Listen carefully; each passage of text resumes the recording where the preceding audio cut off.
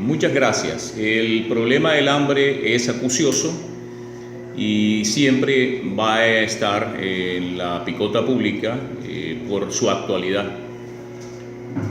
Básicamente por pues todo este trasiego, Jorge, que se ha presentado en Colombia durante tanto tiempo. Lo que pasa en La Guajira, eso no tiene perdón de Dios. El año pasado más de 500 infantes murieron de hambre y de sed en La Guajira sin que no pudiésemos hacer nada, y la situación todavía se sigue presentando.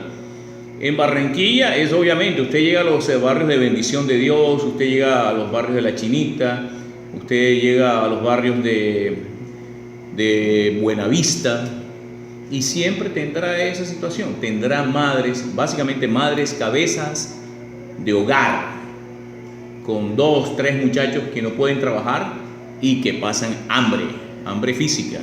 Así que aquí tampoco estamos exentos. Que no son muchos, sí es cierto, pero existen. Ahora, ¿cuál es el hecho dentro de este resumen que yo estoy dando? El 30% de la comida en el mundo se desperdicia.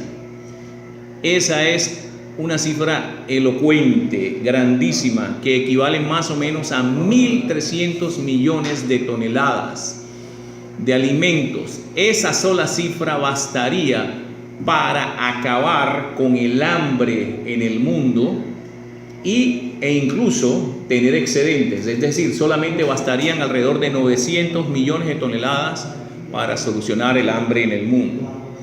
Todo este despilfarro obviamente origina de que alrededor del 28% de la tierra laborable, o sea, de la tierra dedicada a la agricultura en el mundo, sea desperdiciada.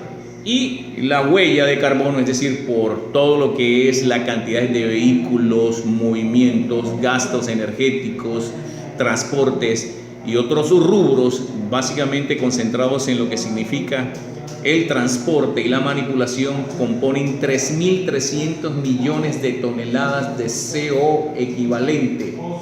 ¿Eso qué significa? Que significa algo muy plausible. Si eso se pudiese erradicar, si realmente pudiésemos echar de lado esas 3.300 millones de toneladas de CO2 equivalentes, nosotros tendríamos una reducción de la temperatura del planeta de alrededor de 2 grados centígrados.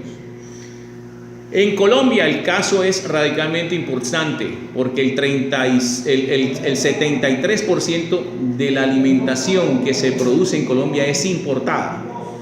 Entonces se pronostica de que las pérdidas en Colombia pueden estar rayando no el 30, sino el 37%, Jorge. O sea, un 7% más.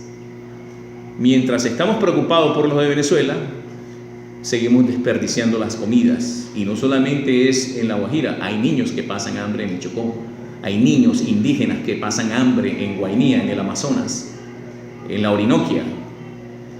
No es la cifra. Nosotros aquí refrendamos simple y llanamente lo que ocurre en La Guajira, simple y llanamente porque los casos graves siempre los remiten acá en Barranquilla. En un hogar se estima que alrededor de 160 kilogramos de comida se botan al año. Ahora, si nosotros sumamos alrededor de los 5 millones de hogares que se estiman que existen en Colombia, de 6 millones de hogares, estamos hablando alrededor de unas 75 a unos 83 millones de toneladas de comida que botamos en Colombia en términos de desperdicios. Y eso obviamente es elocuente. Yo les cito un caso, por ejemplo, que sucedió en Cartagena.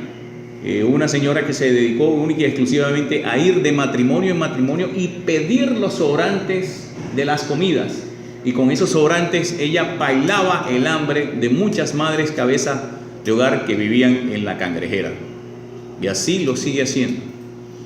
Eso es lo que se llama un ejemplo elocuente de lo que es el desperdicio de los alimentos, que realmente nos tienen en una etapa bastante apretada dentro de lo que es esa erogación. Es decir, estamos gastando alrededor de unos 7.000 a 10.000 millones de dólares anuales solamente en desperdicios de alimentos en el mundo.